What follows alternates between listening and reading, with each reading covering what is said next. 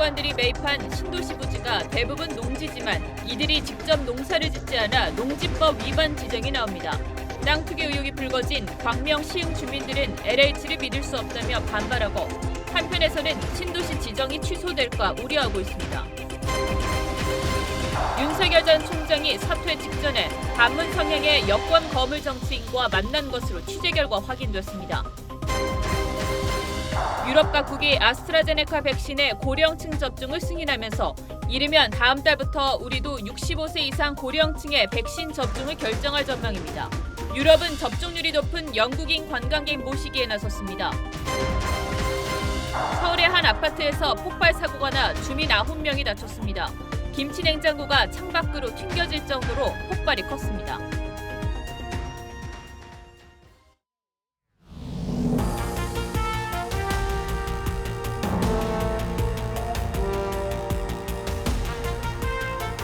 여러분 안녕하십니까? 박정훈입니다. LH공사 직원들의 신도시 투기 의혹이 날이 갈수록 눈덩이처럼 불어나고 있습니다.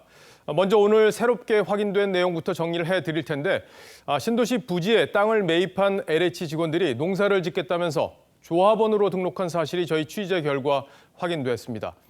저희가 이번 사건에 관련된 토지들을 일일이 확인해 봤는데 LH 직원들이 직접 농사 짓는 땅은 없었고 대부분은 돈을 받고 남에게 소작을 준 상태였습니다. 농사를 짓지 않으면 농지를 매입할 수 없도록 한 관련 법규까지 위반한 겁니다. 권영석 기자가 신도시 현장에서 취재한 내용들로 오늘 뉴스7 문을 열겠습니다.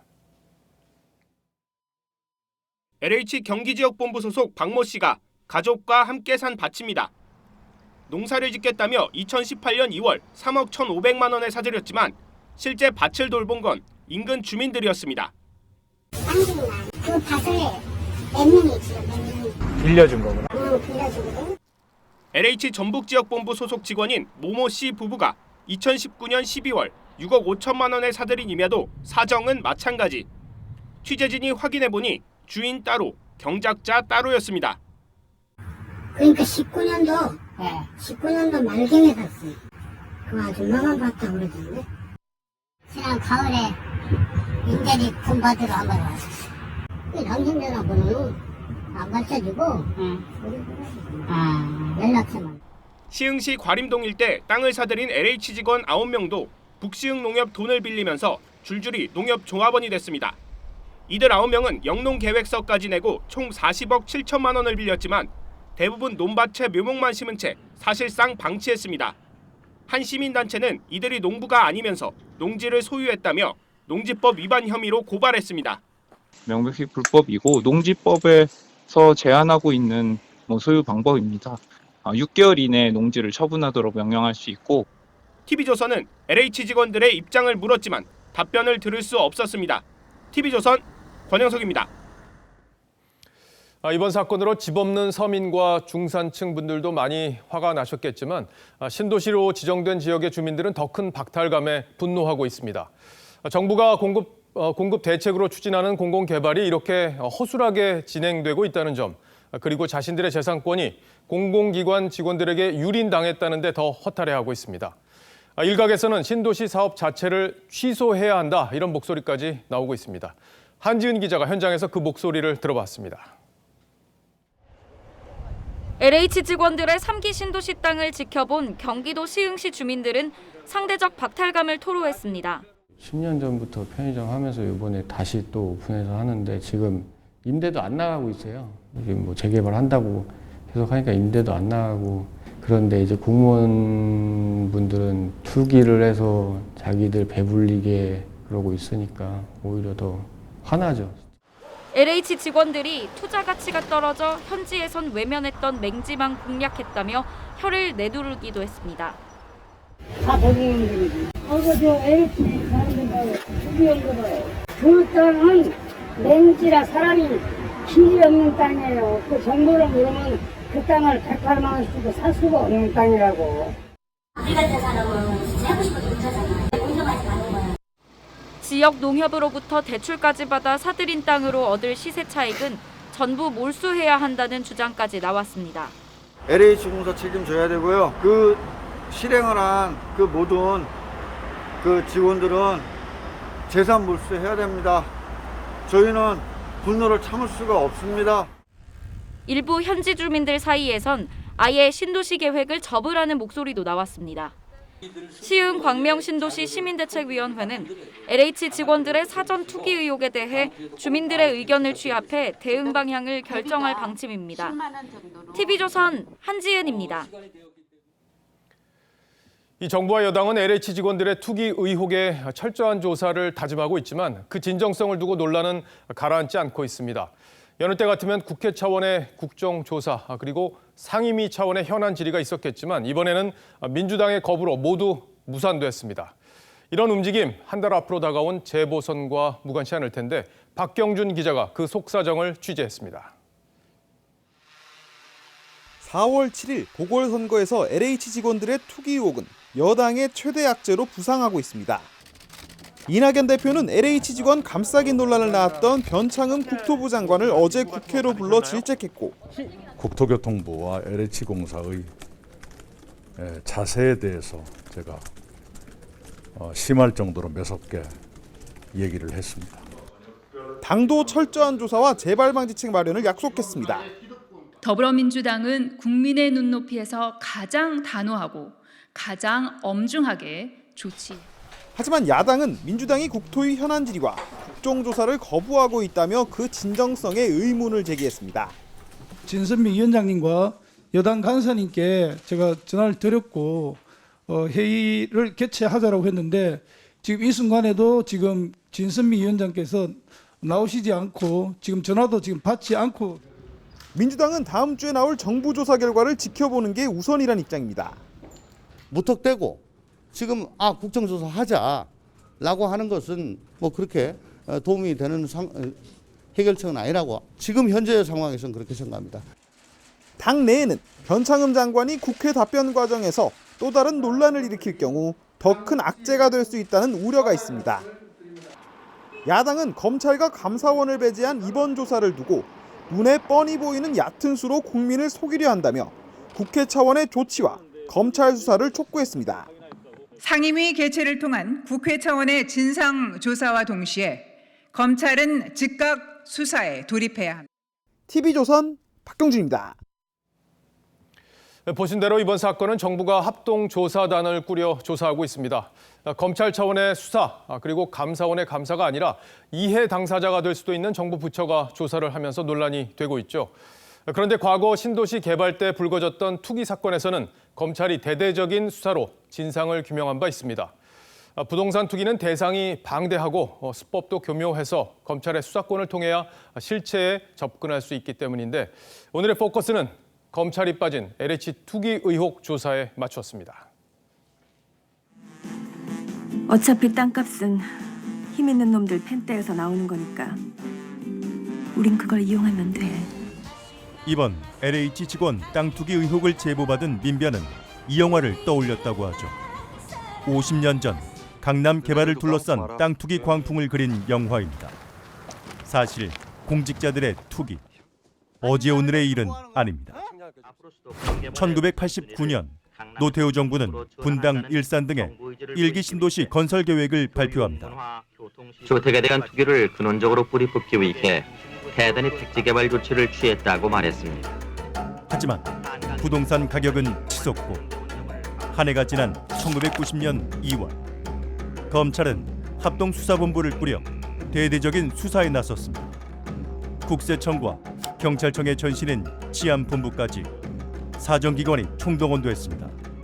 1년이 넘는 수사기간 동안 13,000여 명이 적발됐고 987명이 구속됐습니다.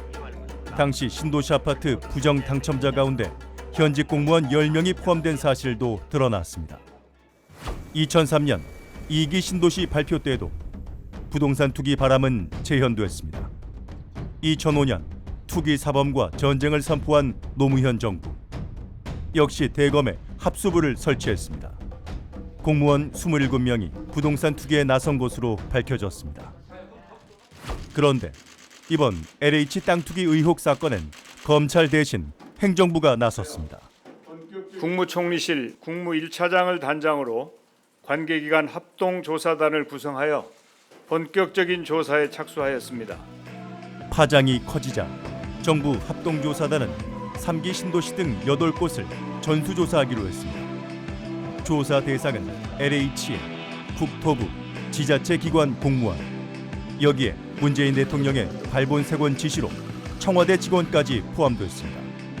하지만 투기 혐의를 입증할 수 있을지 미지수란 지적이 나옵니다. 미공개 정보를 이용을 했는지, 직원이 아니면 이제 알 수 없었던 내부 정보 이런 걸 이용을 했는지 전부 좀 입증이 돼야 되는데 구체적으로 좀 입증이 가능할지. 정작 조사를 받아야 할 국토부가 조사단에 포함되면서 셀프 조사 논란도 불거졌습니다. 조사와 별개로 경찰청 국가수사본부도 수사에 들어갔습니다. 하지만 앞선 신도시 수사에서 성과를 낸 검찰이 팔을 걷어붙여야 한다는 목소리가 높습니다. 검찰이 빠진 조사로 성난 여론을 잠재울 수 있을지, 국민들의 시선은 다음 주 발표될 1차 전수조사 결과로 향하고 있습니다. 뉴스7 포커스였습니다. 아시는 것처럼 LH 직원들이 신도시 땅을 집중적으로 사들인 시점에 LH의 사장을 지낸 건 변창흠 국토부 장관입니다. 그런데 변 장관이 이들을 두둔하는 듯한 발언을 해서 성난 민심에 기름을 부은 바 있죠. 시세보다 낮은 감정가로 수용되기 때문에 투기로 생길 이득이 많지 않다는 게 변 장관의 주장입니다. 이게 사실에 부합하는지 조정린 기자와 따져보겠습니다. 자, 조 기자, 변 장관 발언이 일견 설득력 있게 들리는데 실제 그렇습니까? 네, 변 장관은 한 방송에서 이 전면 수용되는 신도시에 땅을 사는 것은 바보짓이다. 수용은 감정가로 매입하니 메리트가 없다고 했습니다.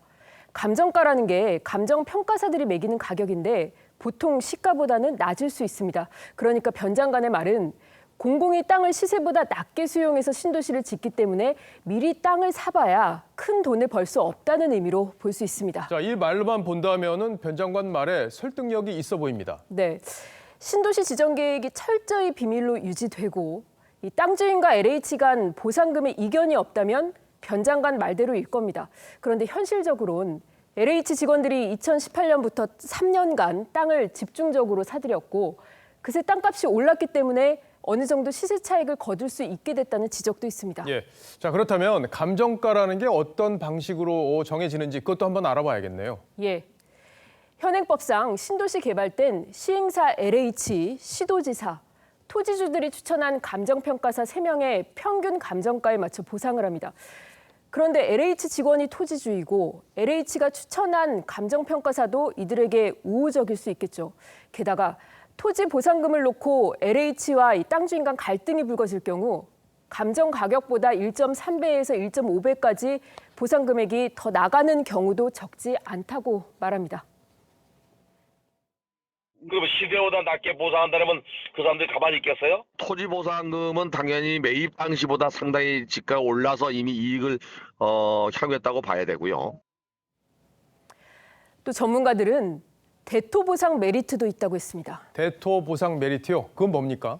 예, 이 수용된 택지기구 안에 땅을 가진 사람이 그 땅을 LH에 팔지 않고 신도시 개발 후 택지나 이 상가용지 등으로 받는 걸 말합니다. 대토 보상을 받으려면 일정 면적 이상을 보유하고 있어야 하는데 이번에 투기 의혹을 받는 LH 직원들이 보유한 땅은 이 조건을 충족합니다. 다만 일반인들은 대토 보상 받을 땅을 어디로 할지 결정하기가 쉽지 않은 데 반해 LH 직원들은 신도시 부지 중 어디가 노른자인지 훤히 알고 있다는 점에서 더 의심스럽다고 말합니다. 그 땅에다가 이제 건물을 지었을 때 그때 또 한 번 더 오르는 경우가 많아요. 그리고 보상이 됐을 때 가격이 어떻게 변화하더라, 형성되더라, 올라가더라. 그러니까 일반인보다는 예측이 더 가능한 것이죠. 결국 조 기자 말을 들어보면 얼핏 변 장관의 말은 그럴듯해 보이긴 하지만 이게 치밀하게 준비한 LH 직원들의 경우와는 맞지 않을 수 있다. 이렇게 볼 수도 있겠어요. 네, 그래서 국토부가 이번 조사를 하는 걸 두고 비판 여론이 적지 않습니다. 예, 장관이 벌써부터 투기가 아니다 뭐 이런 식으로 나오니까 이 문제를 제대로 가려낼 수 있겠냐 뭐 이런 거죠. 예. 자, 수사가 어떤 식으로 또 조사가 어떤 식으로 진행될지 두고 봐야겠습니다. 조정린 기자 잘 들었습니다.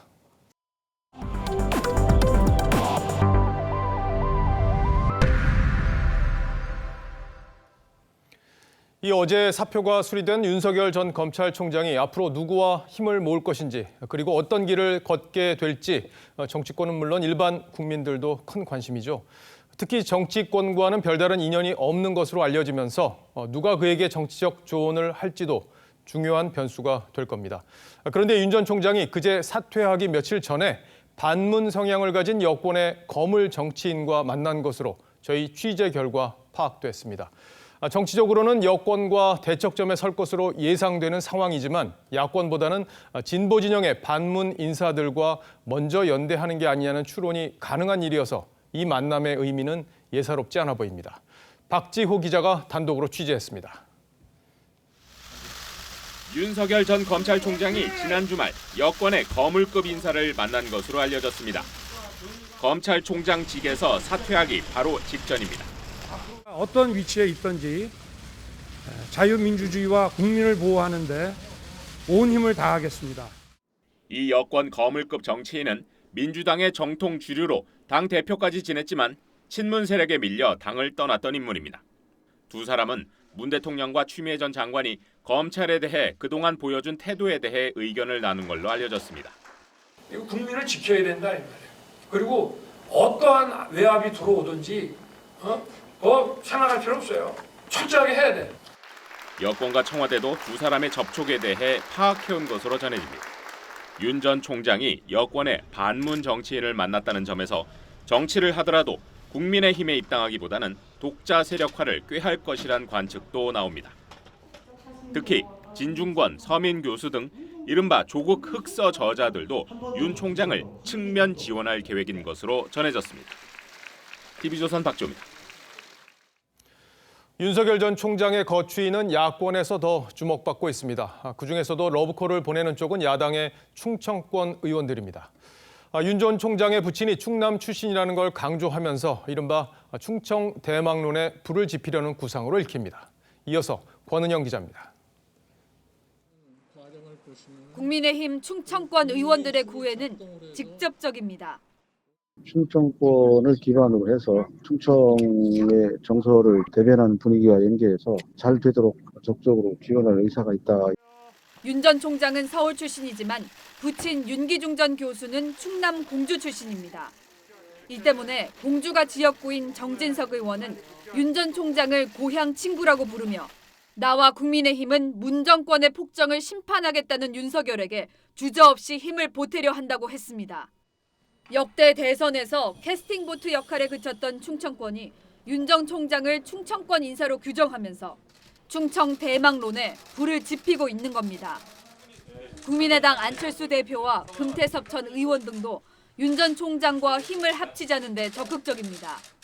앞으로 정치를 하시든 하시지 않든 정권 교체에 힘을 보태주시는 역할을 하시면 좋겠다는 게 제 희망이고요. 다만 윤 전 총장은 당장 기성 정치권과 손잡기보다 강연 등을 통해 국민들과 직접 소통할 가능성이 거론되고 있습니다. TV조선 권은영입니다. 김학의 전 차관의 출국 금지 과정에서 위법 행위를 승인한 혐의로 구속영장이 청구됐던 차규근 출입국 본부장에 대해 법원이 영장 기각을 결정했습니다. 일단 구속은 면했지만 사안이 가볍지 않다고 했습니다. 차 본부장의 운명은 다음 주 분기점을 맞을 전망인데 어떤 변수가 있는지 변재현 기자가 보도합니다. 차규근 법무부 출입국 본부장이 수원구치소를 걸어 나옵니다. 김학의 전 차관의 불법 출국 금지를 승인한 혐의로 검찰이 구속영장을 신청했는데 16시간여 진행된 심사 끝에 법원이 기각한 겁니다. 수사심의위원이나 재판 과정에서 상세하게 그 정당성에 대해서 소명하도록 하겠습니다. 재판부는 가벼운 사안은 아니라면서도 증거를 인멸하거나 도망칠 우려가 있다고 보기 어렵다고 설명했습니다. 범죄 혐의의 다툼의 여지가 있다는 취지는 아닌 만큼 검찰이 차 본부장을 상대로 영장을 재청구하기보다 곧바로 재판에 넘길 가능성도 제기됩니다. 차 본부장이 신청한 수사심의위원회 개최 논의도 본격화될 전망입니다. 고위공직자범죄수사처의 김학의 사건 처리도 변수입니다. 지난 3일 검찰은 불법 출국금지 관련 혐의로 이성윤 서울중앙지검장 등 현직 검사 사건을 공수처로 넘겼습니다. 기록을 보고 판단을 해야 될 사항이라서 일단 내용 파악부터 해봐야 되죠. 법조계에선 공수처가 이 지검장이 연루된 사건을 다시 검찰로 돌려보내지 않을 수 있다는 전망도 나옵니다. TV조선 변재영입니다. 10년 전 한명숙 전 총리 뇌물 사건 수사 당시 검사들이 일부 재소자들에게 위증을 시켰다는 의혹에 대해 대검이 증거가 부족하다며 모두 무혐의 처분을 했습니다. 이 결론에 추미애 전 장관은 윤석열 그림자의 위력이라고 했습니다. 한송원 기자입니다. 한명숙 전 총리 뇌물 사건에서 당시 수사팀이 증인들에게 위증을 시켰다는 의혹에 대해 대검찰청이 혐의가 없다고 결론 냈습니다. 한 전 총리 재판 관련 증인 2명의 위증 혐의와 전현직 검사들의 위증 교사 등 혐의를 인정할 증거가 부족하다고 판단한 겁니다.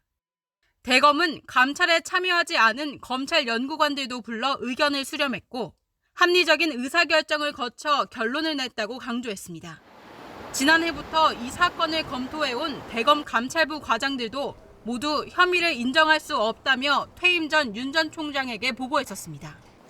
한 전 총리 사건에서 직무 배제됐다고 주장해온 이문정 연구관은 얼마나 비합리적인 의사결정 과정인지 알겠다고 즉각 반발했습니다. 임 연구관은 추미애 전 장관의 원포인트 인사와 박 장관의 수사권 부여로 한명숙 사건 재조사에 대해 독려를 받아왔습니다.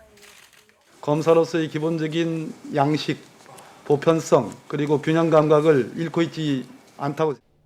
한명숙 수사팀의 위증 교사는 없었다는 대검 결론에 추 장관은 윤석열 전 총장의 검은 그림자의 위력이라고 주장했고 김용민 의원은 검찰이 뻔뻔하게 봐준 제2의 김학의 사건이 될 것 같다고 했습니다. TV조선 한송원입니다. 어젯밤 내장사 대웅전이 화재로 전소됐습니다. 승려가 불을 질렀고 이후 자진 신고한 것으로 드러났습니다. 동료들이 서운하게 대해서 술을 마신 뒤 범행을 저질렀답니다. 조계종은 최고 수위 징계를 검토하고 있습니다. 구자영 기자입니다. 어젯밤 불이 난 내장사 대웅전은 시꺼먼 숯덩이로 변했습니다. 화마의 열기가 식지 않아 군데군데 연기가 피어오릅니다. 현장 감식을 지켜보는 주민들은 불탄 대웅전을 바라보며 한숨을 내쉽니다. 방화 혐의로 체포된 50대 승려 A씨는 어젯밤 대웅전에 불을 지른 뒤 스스로 경찰에 신고한 것으로 알려졌습니다. 범행 동기와 관련해서는 동료 승려들이 자신을 홀대해 서운함을 느껴 술을 마시고 범행했다고 경찰에 진술했습니다. 같이 생활하는 과정에서 조금 소외감을 느꼈다는 얘기예요. 비슷한 감정이겠죠. 주관적인 감정이기 때문에. 하지만 동료 승려들은 석 달 전 A씨가 내장사에 온 뒤 별다른 갈등을 겪지 않고 원만한 관계를 유지해왔다고 반박했습니다. 뭐가 이상했어요. 주전에 졸업한다고 더 주시면 장갑도 오라고 봉투도 갖다 주고. 조계종은 A씨에게 최고 수위 징계를 내리는 방안을 검토 중입니다. 경찰은 A씨에 대해 방화 혐의로 구속영장을 신청하고 동료 승려들과 구체적으로 어떤 갈등을 빚었는지 조사하고 있습니다. TV조선 구자영입니다.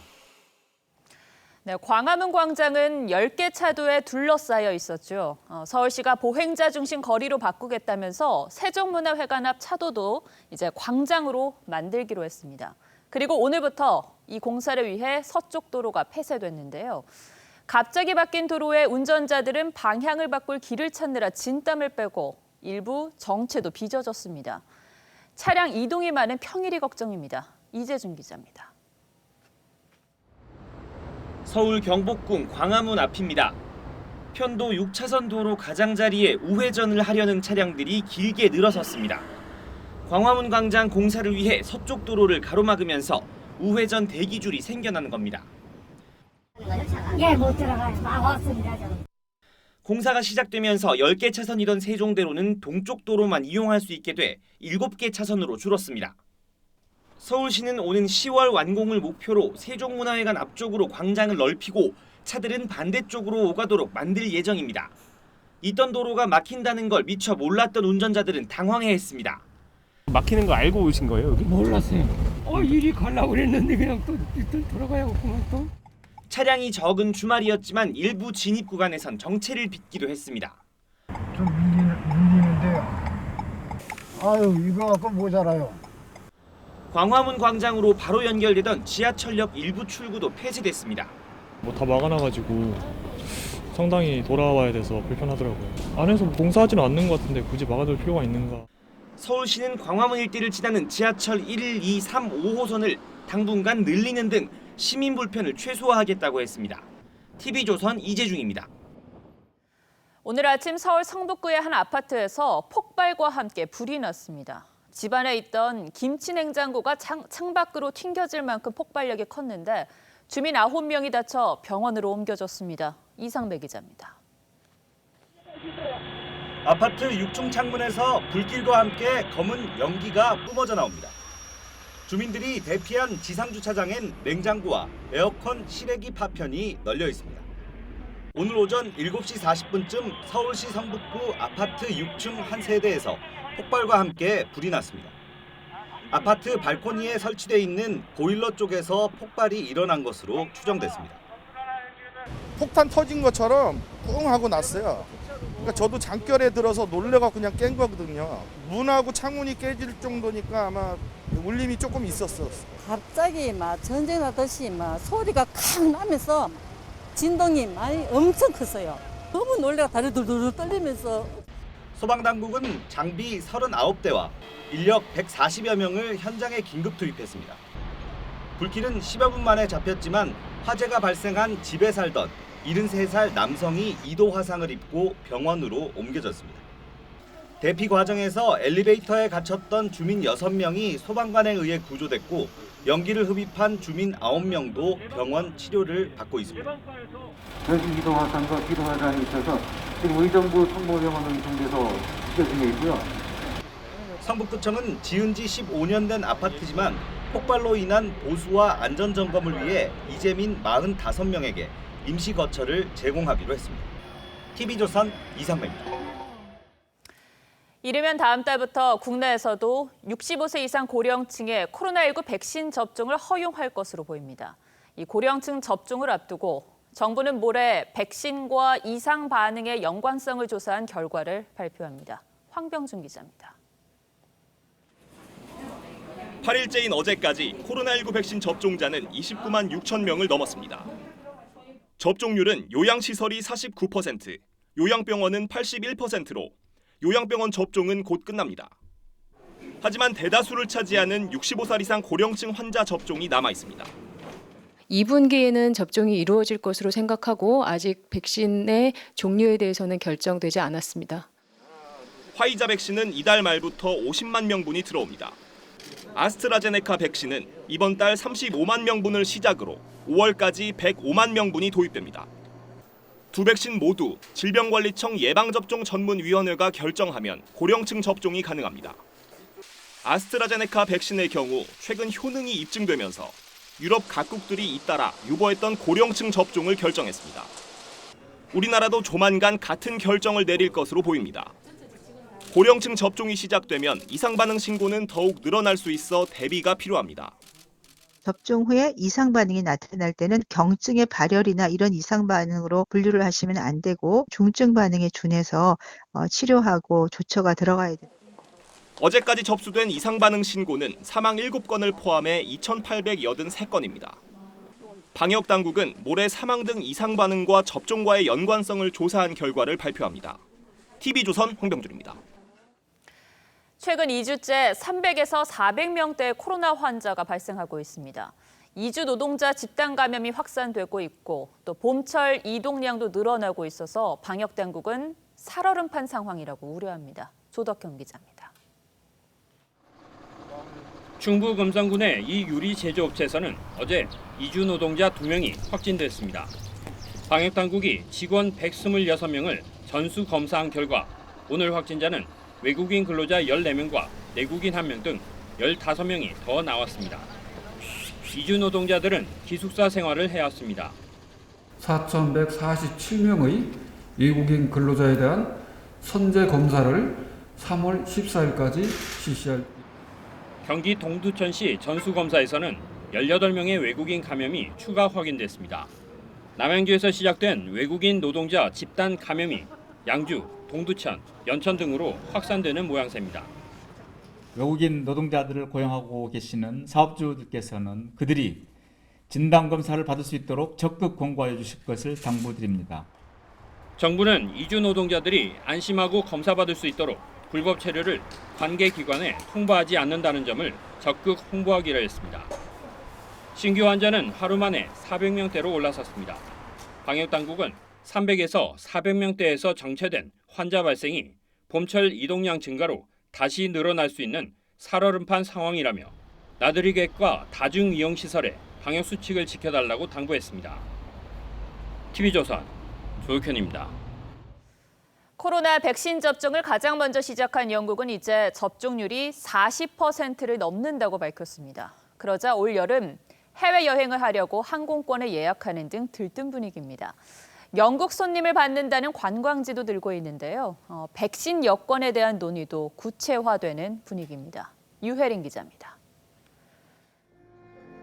성인 10명 중 4명꼴로 한 번 이상 코로나19 백신 접종을 마친 영국. 정부가 5월 이후 해외여행 제한을 풀기로 하자 올여름 항공권 예약이 폭주하기 시작했습니다. Be nice to just get a glimpse of something fresh. Starting to look at booking for later on in the summer. 유럽 각국도 영국 손님 모시기에 바쁩니다.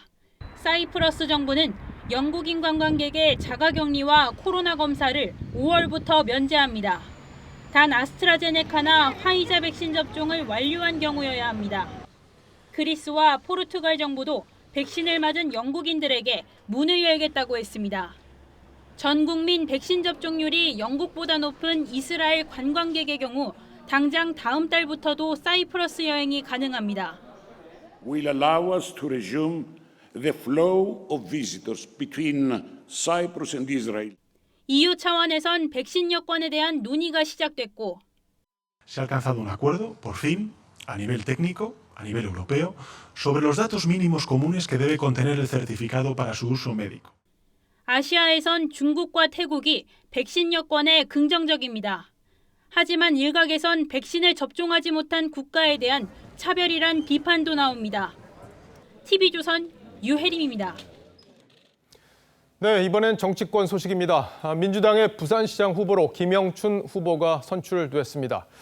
여권은 대통령까지 나서서 가덕도 신공항 이슈를 띄우는 상황이지만 후보 지지율은 오르지 않으면서 애를 태우고 있습니다.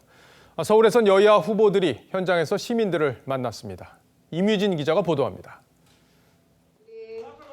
민주당 내 경선에서 김영춘 전 장관이 압승했습니다.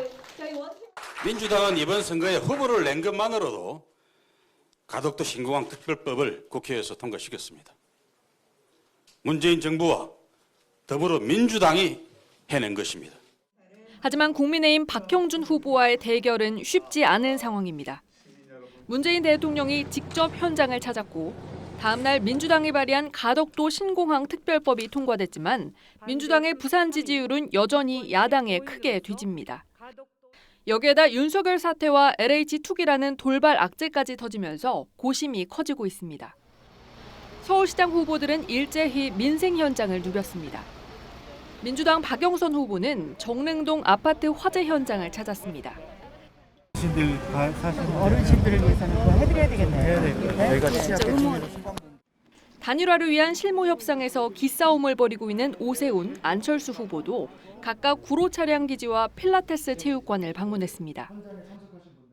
기회를 아까 원하시는 대로 녹지공원으로 그렇게 되면 정말 쾌적해지는 거죠, 이 동네가. 서울시가 전국에서 앞서 나가는 좀 더 과학적이고 좀 더 합리적인 사회적 거리두기 기준을 먼저 만들고. TV조선 임유진입니다.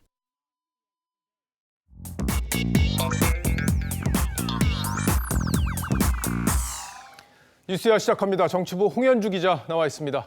첫 번째 물음표 보죠. 네, 첫 번째 물음표는 형님 저 백수 됐습니다.입니다. 예, 윤석열 전 검찰총장 사표가 이제 수리가 됐으니까 직업이 없어진 건 맞는데 네. 윤 총장이 저 얘기를 누구한테 했다는 거죠? 네, 윤 총장이 어제 가깝게 지내는 지인에게 전화를 걸어서 형님 저 이제 백수 됐습니다라고 말했다고 합니다. 백수된 거 맞죠, 뭐? 네, 맞긴 한데요. 고민 끝에 이 총장직을 내려놓은 홀가분한 심정을 표현한 것 같아 보입니다. 윤 총장은 유기견과 유기묘 등 7마리 반려동물을 키우고 있죠. 주변 인사들에게 일단 아무 생각 안 하고 쉬고 싶다. 당분간 집에서 개와 고양이를 돌보며 시간을 보낼 것이다 라고 말한 것으로도 알려졌습니다. 예, 뭐 집에 여러 마리 유기견, 유기묘가 있으니까 이제 앞으로는 좀 놀아주겠다, 뭐 이런 거죠? 네, 맞습니다. 다만 여권이 지금 중수청 설치를 추진하고 있고 이게 사퇴 명분이었잖아요. 여기에 맞서기 위한 행보가 이어질 가능성이 있습니다. 그래서 일각에서는 대학 등의 강연을 통해 본인 입장을 밝힐 거라는 말들도 나오고 있습니다. 그러니까 이제 여권에서 중수청 관련 법안들을 언제 발의하느냐, 여기에 대응해서 이제 윤 총장이 움직일 수도 있다 이런 건데, 자, 그럼 윤 총장이 이제 정치 참여를 사실상 선언을 했는데 과연 누구랑 같이 지금 정치를 할 거냐, 이 부분도 이제 관심이잖아요. 네, 현재 야권에 검사 출신 의원들이 여럿 있습니다. 하지만 이 특별한 친분을 지닌 의원은 없어 보입니다. 정점식 의원과는 초임 검사 생활을 같이 했는데요. 사퇴 당일인 그제에도 통화를 했다고 합니다. 윤 총장이 집 앞에 취재진이 많아서 나오기가 꺼려진다면서 당분간 집에 머물 예정임을 여기서도 시사했다고 합니다. 이 밖에 정진석 의원 등이 소통하고 있다는 이야기도 있지만 정 의원과 윤 총장의 직접 채널은 없는 것으로 알려졌습니다. 조금 전 리포트에서도 소개해드렸는데요. 양정철 전 민주연구원장을 비롯해 오히려 윤 총장은 여권 쪽 인사들과 간혹 소통해온 정도로 전해지고 있습니다. 예. 김종인 국민의힘 위원장, 여기와는 관계가 어떻습니까? 네, 의외로요. 선대부터 인연이 깊습니다. 윤 전 총장의 아버지는 윤기준 연세대 응용통계학과 교수입니다. 김 위원장이 서강대 경제학과 교수를 했을 당시 두 사람이 친분을 쌓았고 오랜 시간 인연을 이어왔다고 합니다.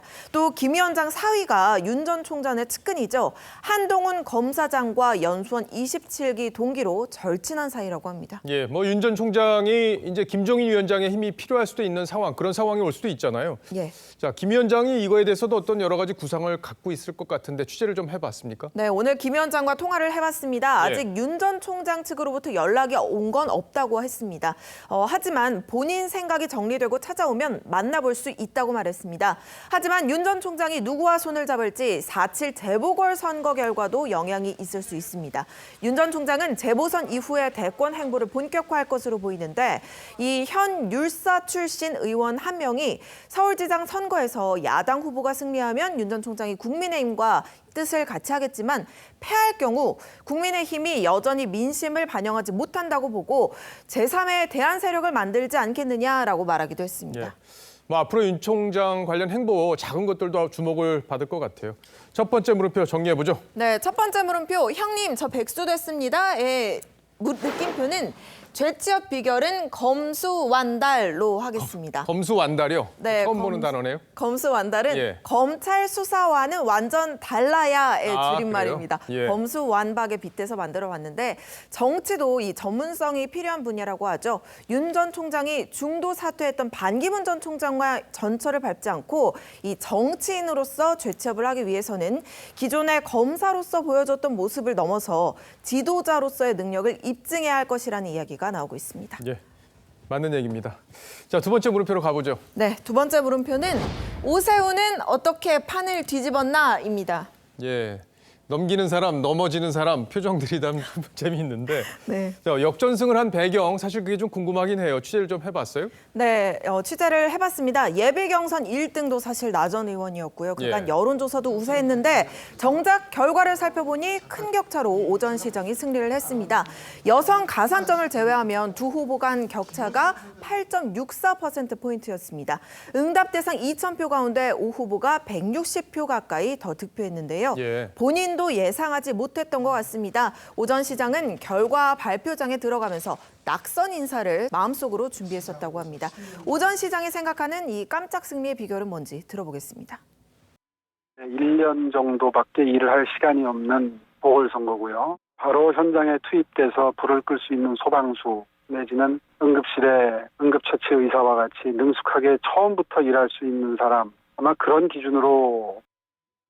당에서는 왜 이런 역전극이 만들어진 걸로 보고 있습니까? 네, 국민의힘의 한 공천관리위원은요, 우리 당이 중도적인 이미지로 외연을 확장했으면 좋겠다는 시민들의 바람이 담긴 것으로 보인다고 말했습니다. 실제로 지난달 28일 실시됐던 여론조사 결과를 분석해보면요, 국민의힘 지지자 중에서는 49.5%가 나 전 의원을 지지했지만 민주당이나 정의당, 국민의당 등 다른 정당 지지자들은 모두 오 전 시장을 더 지지했습니다. 예, 그러니까 이제 여권 지지 성향 응답자들까지 다 조사 대상에 포함시키다 보니까 결과적으로 오 전 시장이 좀 유리했다, 이런 분석을 하는 거군요. 네. 자, 이제 안철수 대표와 단일화가 남았는데 국민의힘이 이제 주도권을 쥐려는 확실한 그런 분위기가 보이고 있어요. 네, 그렇습니다. 오 전 시장이 이 중도 진영에서 영향력을 키우고 있다는 게 확인되면서 단일화가 박빙 구도로 흐를 가능성도 있습니다. 선관위 후보 등록 마감까지 이제 2주 정도 남았는데 국민의힘은 시민 참여형 경선을, 안 대표 측은 100% 여론조사를 주장하고 있습니다. 예, 다음 주에 여론조사 결과들이 이제 나올 텐데 단일화 힘겨루기에 이게 여론조사들이 또 변수가 되겠습니다. 두 번째 물음표도 정리해보죠. 네, 두 번째 물음표, 오세훈은 어떻게 판을 뒤집었나?의 느낌표는 V는 VIP가 아니라 빅토리로 하겠습니다. 예. 네, 이 TV조선이 방송했던 국민의힘 후보 사자 토론에서 오 전 시장이 나는 V다라고 스스로를 소개했던 모습 기억하실 겁니다. 북한 원정 관련 문건 파일명의 V가 대통령의 VIP로 주장했던 논란을 정면 돌파한 모습이었습니다. 위기를 기회로 만든 오 전 시장이 단일화에서는 또 어떤 승부수를 던질지 지켜봐야겠습니다. 예, 지켜보죠. 잘 들었습니다. 지금까지 홍현주 기자였습니다.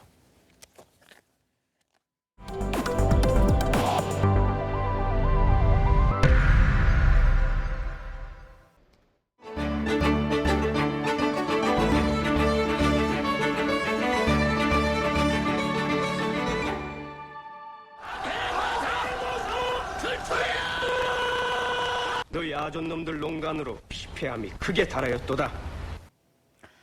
관리들의 부정부패를 심판하는 암행어사가 마패와 함께 지니고 다닌 물건이 하나 있습니다. 노쇠로 만든 자, 유척입니다.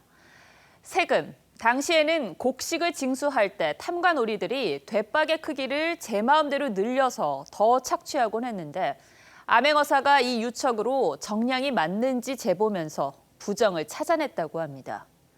조선시대판 공정의 상징이자 백성을 보호하는 정의의 도구였던 셈이죠. 현대판 유척이 절실한 요즘입니다. 한국토지주택공사 LH 전현직 직원과 가족들이 3기 신도시를 발표된 부지를 미리 사들였고 매입 대금의 절반 넘게 대출하는 영끌을 했습니다. 돈 벌 것이라는 확신 없이는 못할 일이죠. 또 입주권을 받을 수 있는 기준인 1000제곱미터 단위로 땅을 쪼갰습니다. 일반 국민들은 미처 알지 못할 보상 정책을 아주 교묘하게 이용했으니 전문 투기꾼도 울고 갈 일입니다. 부동산 투기와의 전쟁에서 결코 지지 않을 것입니다. 더 이상 부동산이 투기꾼들의 먹잇감이 되지 않도록 투기꾼을 잡겠다던 정부가 투기꾼을 키웠다고 국민들은 분노합니다. 또 LH가 보이는 대로 내라는 뜻이었냐며 내토지주택공사라고 풍자를 쏟아냅니다. LH 직원들이 온갖 방법을 동원해 땅을 매입함으로써 부동산 불패를 확인해준 꼴이 됐으니 부동산 정책에 대한 신뢰는 뿌리째 흔들릴 지경입니다. 순조 때 어사였던 박내겸의 일기장을 한번 펴보겠습니다. 한 노인이 암행어사 출몰 소문을 귀띔하면서 말합니다. 나 같은 백성은 어사 행차 소식을 잘 모르지만 관가와 아전들은 암행어사가 오고 안 오는 것도 이미 알고 있을 것입니다. 탐관오리들은 내부 정보도 빨리 접하니 이에 맞게 교묘하게 대응한다는 겁니다. 치솟는 집값에 고급 정보를 이용한 불공정 행위까지 지켜본 무주택자들은 배신감과 허탈감에 젖었습니다. 공정이 무너지고 신뢰가 흔들리며 부동산 정책 전반이 좌초될 위기입니다.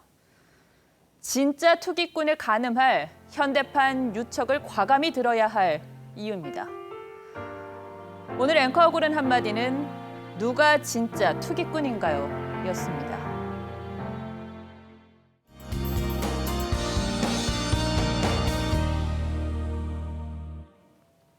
내일 새벽까지 동해안 지역을 중심으로 눈과 비가 이어지겠습니다. 눈은 산간 지역에 최고 5cm, 강원 영동 지역은 1에서 3cm 정도 예상되는데요.